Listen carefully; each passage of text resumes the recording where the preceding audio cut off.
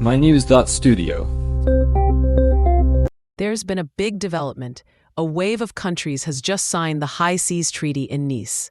The question is, will this actually protect 2/3 of our oceans? Today is June 30th, 2025. Let's dive in. At the UN Ocean Conference in Nice, 18 more countries ratified the High Seas Treaty. That brings the total to 49. Just 11 more, and the treaty becomes binding international law. Why is this such a significant milestone? It comes down to size, really. The high seas, meaning international waters, make up almost 2/3 of the world's oceans.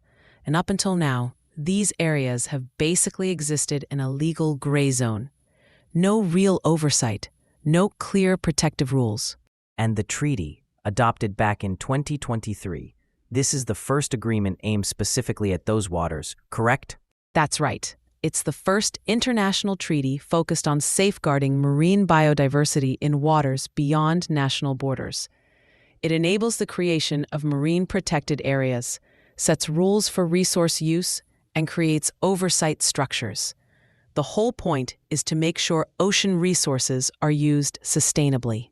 Marine protected areas, MPAs, get mentioned a lot, but how will these actually work? Who decides what gets protected? So, under the treaty, countries can propose new MPAs. Decisions happen at the Conference of the Parties, or COP. Once 60 countries ratify, there's a 120-day countdown, then the first COP, called COP1. That's when they'll set up things like governance, funding, and how to review protection plans. Okay, but what about enforcement? The treaty sets rules, but who makes sure countries actually follow them? Is there any real bite? Good question. Enforcement relies on international cooperation and transparency. Countries are required to do environmental impact assessments for activities in these zones. There's mandatory reporting, peer review, and oversight at the COP. But there's no global police force. Countries enforce the rules at home and hold each other accountable through the treaty process. So it depends on countries keeping each other honest. But are there actual penalties if someone doesn't comply? Not direct penalties, no. The COP can suggest corrective actions and help resolve disputes. Really, the main tool is transparency. If a country isn't following the rules, it's out in the open for everyone to see.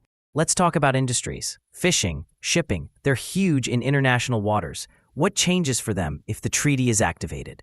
Fishing could face new restrictions or even bans in protected zones. There might be short-term economic shifts, but the goal is to rebuild fish populations and protect ocean health long-term.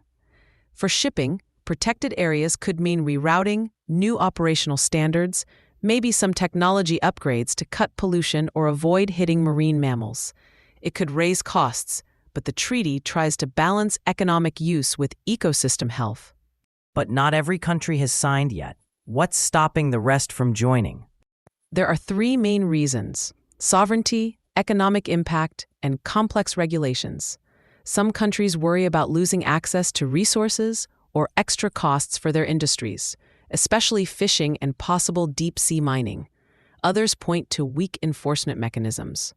And there's debate over who gets to make decisions in international waters. How are supporters of the treaty trying to address those concerns?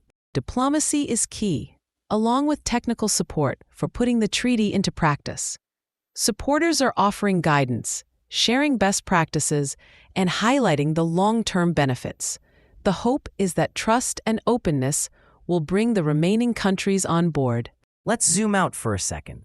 Why does this matter to people listening, especially if they're nowhere near the ocean? Oceans help regulate climate, provide food, support biodiversity. If we lose them, we lose all of those things. And the treaty is also a test.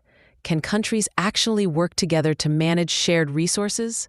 What about the 30 by 30 target, protecting 30% of land and sea by 2030? Does this treaty put us on track? If the treaty enters into force soon and work starts quickly, it's possible. But it'll take real commitment, funding, and crucially, participation from the largest ocean nations. So, these next few months are crucial. Will the last 11 countries sign and make it happen? That's the open question. There's momentum, but nothing's guaranteed until it's final. That brings us full circle. The world right at the edge of a new era for the high seas, but still waiting for the last step. Thanks for joining us as we unpacked the High Seas Treaty, what it means globally, and what could come next for ocean protection. Thank you for listening. This episode was brought to you by mynews.studio. Try it now for free.